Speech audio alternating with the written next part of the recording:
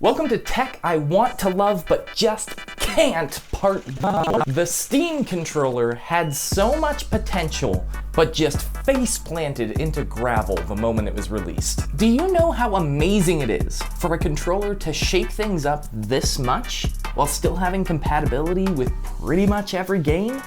It's incredible. Rather than dual analog, this one has one analog stick and two large touchpads. First-person shooters can really benefit from this control scheme, especially when you have it paired with the gyro controls, which are also built in. Not revolutionary, but they're there, you know. Both touchpads have really nice haptic feedback that really makes it feel like you're moving something. The triggers are basically like the GameCube. They're analog, so you still have lots of movement for things like racing games, but you still have that satisfying click at the bottom of the pull. For me, this just works so well as the best of both worlds. One of the really good uses for this is to map both aiming down sights and pulling the trigger both on the same side. It's also got these two paddles on the back for a little bit of extra input. I love all these things, but the build quality took a dive. The controller itself is extremely light. I bought mine used. I'm sure this isn't everybody's, but mine rattles so much.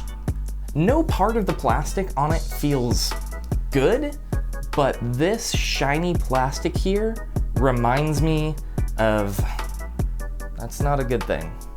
I love having all these features built into the controller. I'm sure there's a lot of people out there that swear by this because it doesn't have to feel amazing. It gets the job done. It's a very effective controller.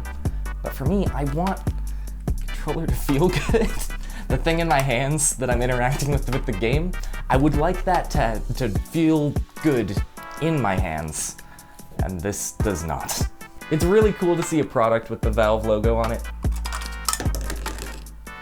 Additionally, it has no rumble.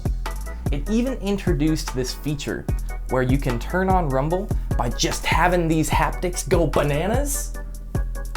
It's not good.